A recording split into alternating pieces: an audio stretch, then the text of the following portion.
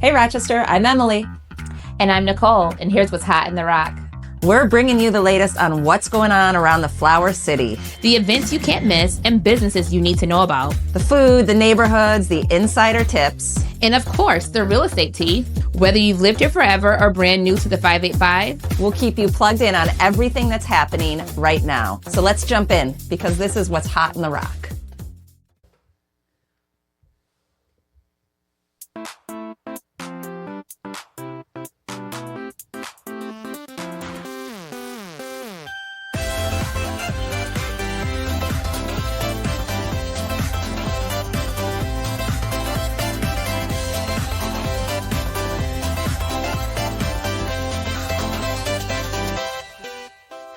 Hey everyone, and welcome to the Rochester Rundown, where we're going to break down what is hot in the Rock. I'm Emily. And I'm Nicole. This podcast focuses on what's happening in Rochester, real life, and of course, the real estate tea.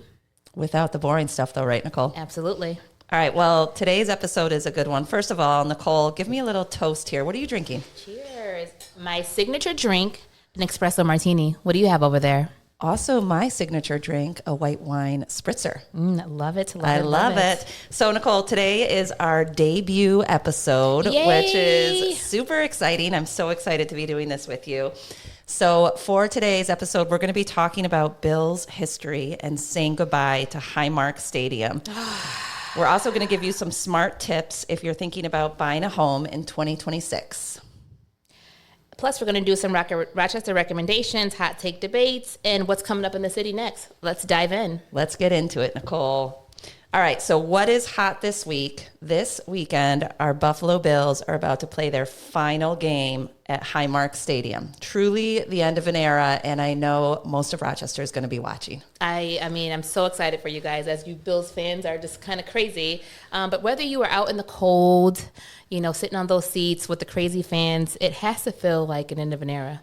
Most definitely. But Nicole, I have to ask, because I am totally decked out in my Bills gear here. Okay. And I notice you are definitely repping a team that has similar colors to our Bills. I see the red and the blue, but it's not Buffalo. Who are you repping today, I am rocking the Rochester Red Jackets at the Monroe High School. Oh, snap. So shout out to the Monroe Red Jackets. They are the first Rochester City School District team to make it to the state championship. So shout out to them. Amazing. They had a great season, undefeated season. Oh my gosh. So wait, they made it to the state champs, and then what happened when they were there? They won the state championship, guys. Woo! Congratulations. That is incredible. Thank you.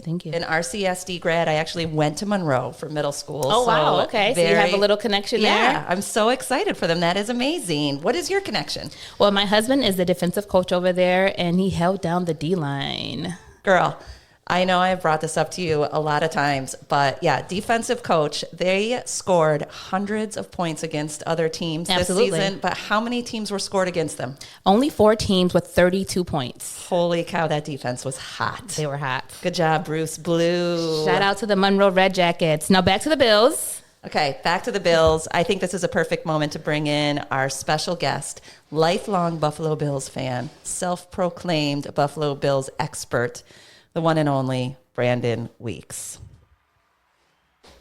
Good afternoon, all. Welcome, Brandon. Brandon, thank you so much for joining us today. While we're talking Bills gear here, I noticed this very retro, vintage Bills jacket you have on. Tell me a little bit about it.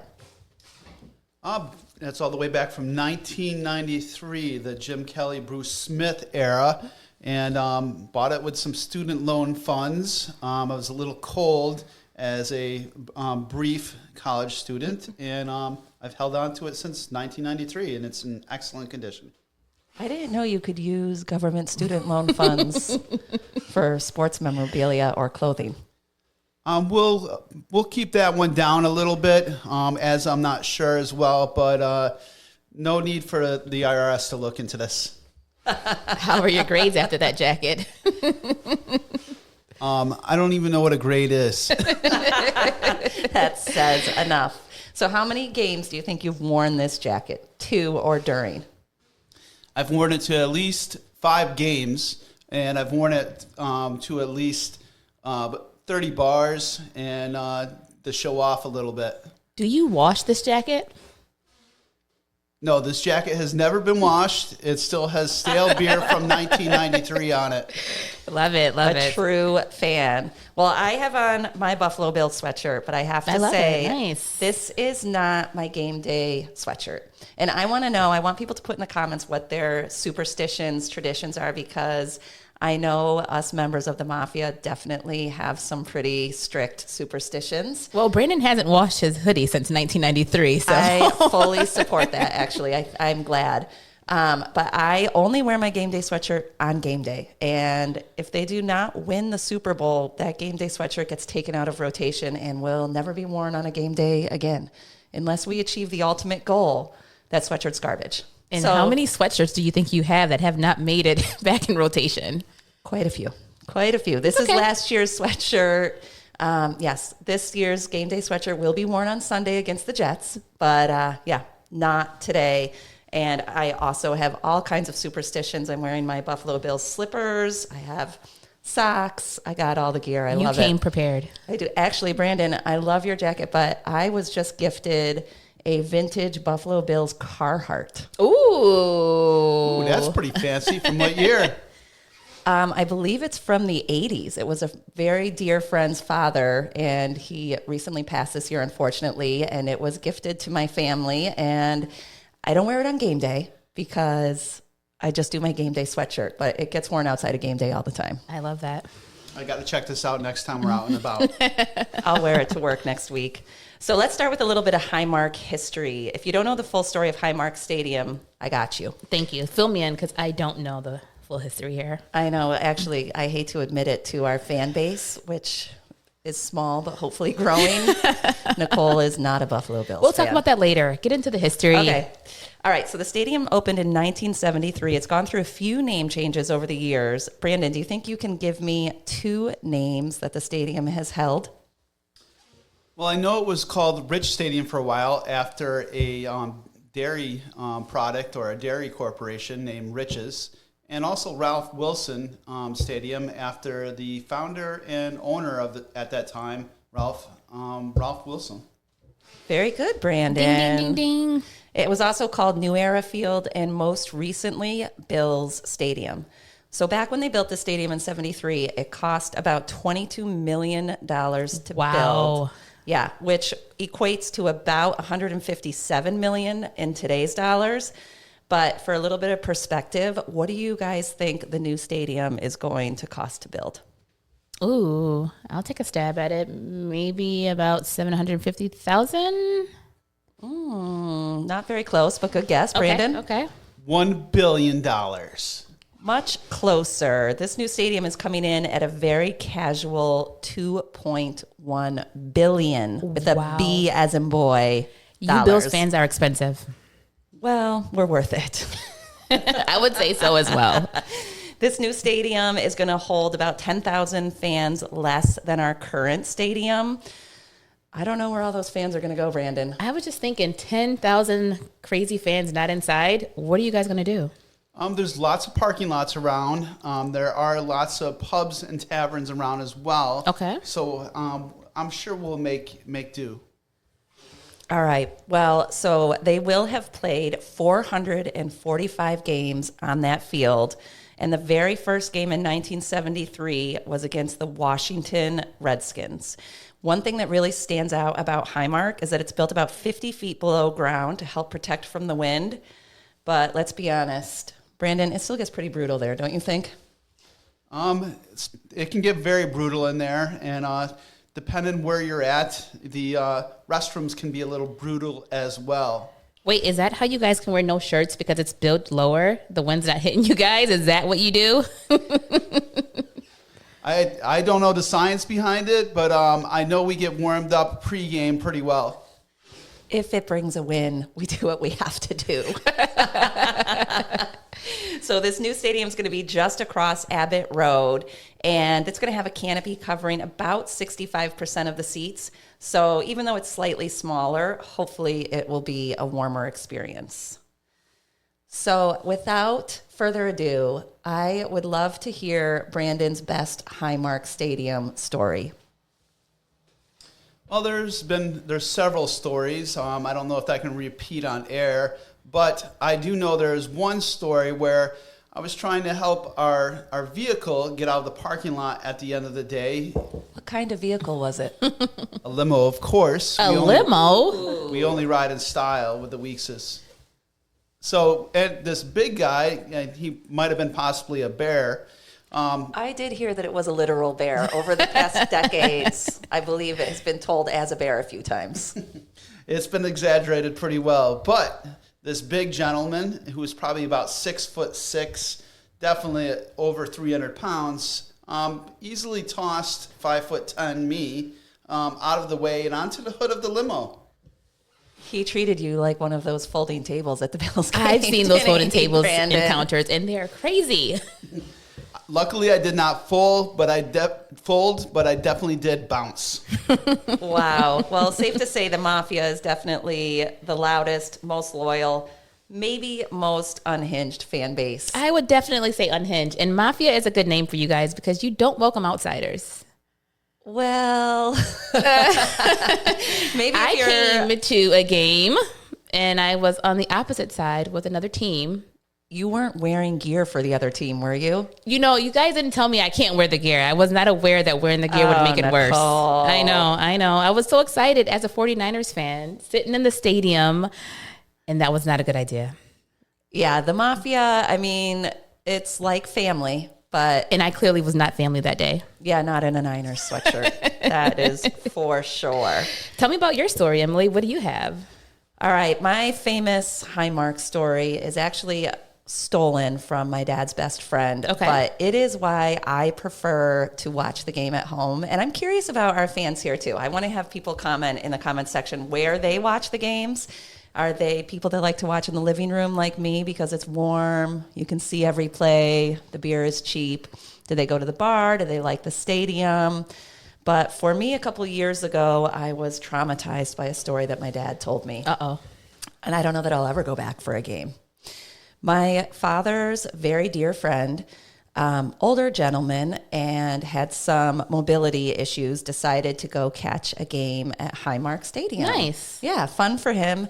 Definitely spent a pretty penny to get a good seat so he wouldn't have to climb up a whole bunch of stairs. He could see the game well. Yes, nice experience. Yeah, for sure, right? Sounds lovely. So shortly after he got settled in his seat and was watching the game, a gentleman, I assume a gentleman, decided to relieve himself in his empty beer cup a few rows up. What? And threw the cup down into No! the stands, and it hit my dad's friend square in the head. A moment of silence. Yeah. My living room seems pretty cozy. And dry. And dry. And it made me think of my husband and Brandon's stories about the men's room at Highmark Stadium. What is the scoop, Brandon? Well, it isn't the most pleasant place to go at a Bills game, as there's not really a place to wash hands, as it has been taken over and used otherwise. Ew. Nicole, remind me to never high five a Bills fan Ever, at a ever. Highmark Stadium game.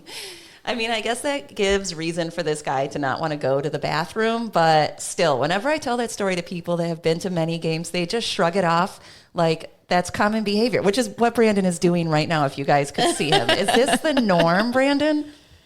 I wouldn't say what happened with you is the norm. That's a little out of the box. But what I was talking about, I've seen on several occasions. All right, well, so I think it's safe to say that the lows of Highmark Stadium could be the restrooms. The bathrooms are definitely the lows. Do you agree with that, Brandon? Absolutely, the bathrooms are a little low, and hopefully at the new place they've upped that by quite a bit. I don't know how they're going to fix the sink problem, but at least maybe there'll be some hand sanitizer dispensers by the door. I do want to add, like, Bills Mafia is one of the most generous groups out there as far as football fans. They've donated to Ravens fans, Oh, nice. Kansas City fans, and many others to their charities. I love that. That's We're a awesome. And good I know group that of the people. Monroe Red Jackets also go there to practice during the summertime. So that's amazing. The Buffalo Bills are definitely a great team. Amazing. And I love even when they're here for training camp, I feel like they really become part of our really local Rochester community. The community definitely looks forward to it. Well, Mafia means family, so anybody in the Rochester area is definitely extended family. Guys, should I be switching teams and coming over to the Mafia? Clearly, we got room for you. Come join us. I may have to think about it, guys. So enough about the lows of Highmark Stadium and the restrooms. Brandon, what are some of the highs of the stadium? For me, the high was going into a Monday Night Football game for the first time, wearing that 1993 Bills jacket, and just the atmosphere. I know Nicole had a bad story, but most of the fans are pretty decent to incoming fans. I can't deny there is a small percentage of rowdies, but that's to be had at any stadium. All right, fair enough. So, Brandon, I want to thank you so much for joining us today. This was perfect timing for this conversation as we're gearing up for this last Highmark game. I'm hoping that destiny is in our favor, and this is our year this year. I love Destiny, and go Bills! Go Bills. Go Bills. And fellow Mafia members, share those superstitions, where you like to watch, and if you have a fabulous Highmark story, share it in the comments below. We'd love to hear about it. Okay, switching over a little bit to a little house talk. Ooh. So we're in the top of the year. Everyone's getting together what they want to do for the year, getting their vision boards together, their resolutions. And if buying a home is on that list, you may want to tune in. We got some good steps for you. Definitely. We have broken it down into 6 doable steps. Nothing too overwhelming, right, Nicole? Not at all. I kind of like that word, stimple. Is it like simple and doable together? We may have to put that as one of our hashtags. 6 simple steps, people. Absolutely. So I would say first things first. We always, when I meet someone or they hit me up on social media, they're like, what is the first step to buying a home? And the first step, in my opinion, is getting with a realtor. A realtor, Nicole? Well, if you want to do it the right way, you get with the best in the business, and it's one of me or my girl here, you know? Absolutely. I mean, even if you're just thinking and you feel like, well, this is far away, it's a great idea to sit down and start talking things out and get ready for this. We help you put together a nice roadmap. So come in with us. We'll kind of get you started and you can kind of go from there. So I think it's very important to get that first step out of the way. Absolutely. And we have clients that we have gotten in houses in a month's time. And I have clients that I've been working with for years. Yeah, so for sure. Whatever that journey looks like, it is a great first step. After meeting with that realtor, Nicole, I think the best thing to do next is to start building or strengthening your credit, because small changes now can make a really big difference later. Absolutely. You never know what's on your credit report, which leads to our third step, which is meeting with a lender. When you meet with us the first time, we kind of connect you with a lot of people in the industry that can help you with the process. And a great lender is going to be a part of that dream team for sure. I was just going to say, we're building our dream team.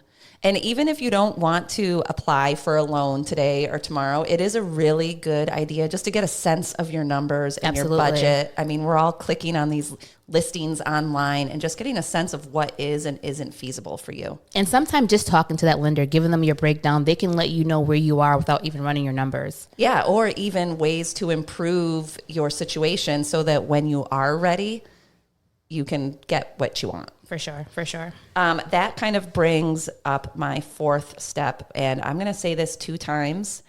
Avoid big financial changes. Say it 3 times. For Avoid those big financial. in the back.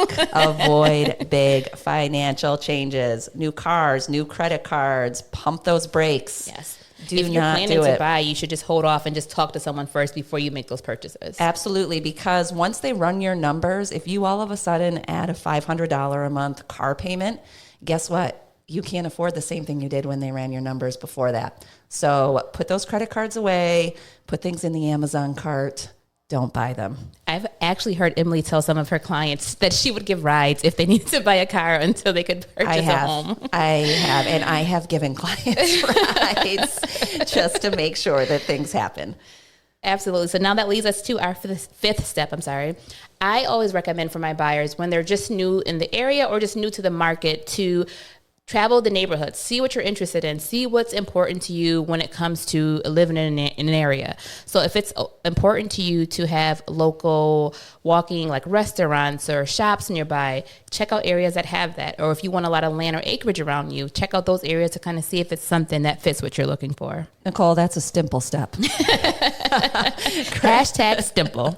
Grab a cup of coffee, check it out, see what the vibe is there. For sure. I definitely agree with that. And a lot of times what you think a neighborhood is like, it's actually really different after you spend a little bit of time there. Absolutely. Rochester has so many different communities. You'd be surprised. Different little areas offer so many different options. Agreed. And more recently, I saw that in 2026, we were listed as number 2 in the nation of places to purchase. Stop. I didn't know that. That's Absolutely, amazing. Yeah. So Rochester is a great place to live. So just find your spot and, find Make your it realtor. home. I love it. So our last step, and this is a great one to bring up on today's episode, is to explore grant programs. That's my favorite. And this is good today because as the new year rolls out, a lot of lenders and banks are going to be rolling out new programs that people don't know about. There is real money out there that can be had for this. I've had clients come to the closing table with $0. I actually had somebody get money back once. For sure. Not much, but still. But still, nobody yeah. plans on that. And this is actually a great quick plug for us because at the end of this month, January 31st, Nicole and Emily Bott and myself are hosting a first-time homebuyers seminar. Yay. One of my favorite things to do in real estate is the home buying seminars. Oh, it's one of my favorite events. I absolutely love it. We'll bring in a lender and talk about these new grant programs, see what's been rolled out this year. And it's free.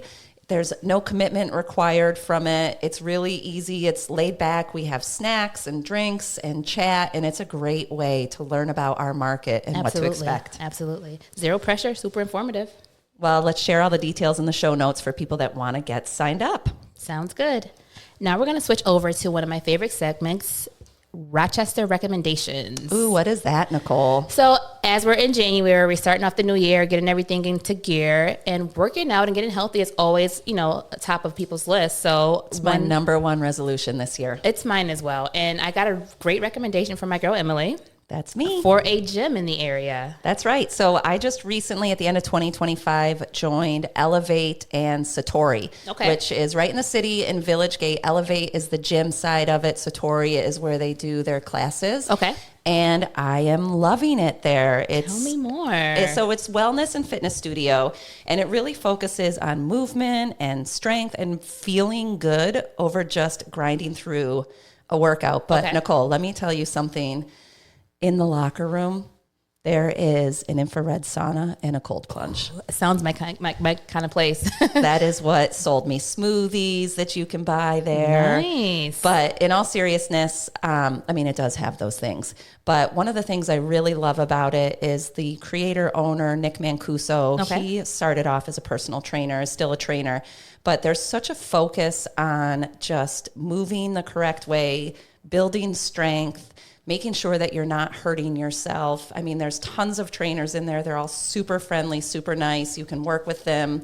It's just a really healthy, mobility, recovery-focused place, and I really love it. Sounds good. So it's a great place for a beginner like myself. Absolutely. You'll see a full range of people in there. You'll see, the middle-aged mom of 3 like myself, and definitely some super fit people, some people that, need more work with the trainers. Okay. It's not a one-size-fits-all type of thing, which I love that. really feels very inclusive and inviting for me because, full disclosure, I'm very self-conscious at the gym. And I would never guess that. You're always so, no. Oh my goodness. Okay. Well, hey, I'm going to check it out, guys. And I will drop a picture of me at the gym. Oh, we're going to hold you accountable. I'm going to do it, guys. I love it. I love it. So if wellness is on your 2026 vision board, or maybe you're just looking to try something new in Rochester, I definitely recommend checking Elevate out. Your first class is free. I love that. Yeah. So what's next, Nicole? We're switching over to another one of my favorite segments, Sold or Not Sold, where we talk about a trend that's in the market and seeing if people are interested in it or if it's a dud. All right, this is going to get controversial because we have different opinions on this week's design trend. And I'll be curious in the comment section what other people think of it. But this week we are talking about open shelving, specifically in kitchens. Okay. Nicole, are you sold or not sold on it? I am definitely sold on open shelving in the kitchen. I love it, especially when you have aesthetically pleasing dishes. Everything looks nice and organized. I love it. Yeah, if you have those dishes and you keep things organized. But I have 3 kids. It is impossible to not look messy. There's so many different little things you can buy to keep things organized. They have the nice pasta containers, like they're on Amazon. Who's got time for that? I don't want to see your stale cereal, your half-eaten pasta container. I am not a big fan of the open shelving. I think for like a single person who can keep it clean, only needs a few dishes. But here's the other thing, like we rotate through our dishes so much that half the time that shelf's gonna be empty, I feel like. Oh, I can get that. But I would definitely so I don't have open shelving. I would love to have it. But I think I would hide some of the other things in the like pantry and then put the nice things out there. All right, it's ironic because you love open shelving and you don't have it. I don't love it and I do have it in my kitchen. So part of my 2026, goal is to give my kitchen a little glow up. Okay. And that open shelving is something that I want to focus on. I'm going to try wallpapering. I love the that back idea. wall of it. I love that. And even lighting. I saw people put lighting underneath the shelving to kind of add a nice little pizzazz to it. I would like to do that too, but I'm going to have to keep those dishes from getting dusty. Maybe they can be just like decorational dishes, and then the rest of your dishes is tucked away somewhere else. That's true. That is a very It's like good the room point. in the house that you're not supposed to sit in, but it's just nice and fancy. Like grandma's living room covered in Yes. plastic. Absolutely. These are grandma's dishes. Don't touch. Okay, that's fair. I guess if you do it that way, I can get on The board. pasta can be old. No one has to eat it. I think food products need to be tucked away. Dishes, I'm okay Okay, with. okay. Food, I think, should be in the cupboard. So what about glasses, like champagne glasses, things like that? Would that be out there, or just bowls and cups, or what do you? Funny that you ask, because that martini glass that you're drinking out of, I brought from my open shelving for you to drink out of tonight. I love it. It's so cute. I had to hand wash it before we left. It was so dusty. It was so dusty. I'm sorry. I did wash it, though. I appreciate the wash, and the espresso martini may have killed any other It does dust look bites good in there. now, though. All right. So, listeners, what do you think? Would you do open shelving? Do you think it looks great? Do you think it's always messy, trendy, timeless? Would you put it in your house? Drop it in the comments. We need to know. We need to know who wins this one, sewed or not sewed. I want to know. Yeah, that's true, actually. Yeah, we should start keeping tallies on these things to know. So before we wrap up, Nicole, I want to talk about what is next in Rochester. Okay, so next month, it's Black History Month, and we're going to highlight some great Black-owned businesses in the area, some ways that you can support the rich history of Rochester, and ways to celebrate. Oh my God, I love that. So we're going to share more details in our next episode.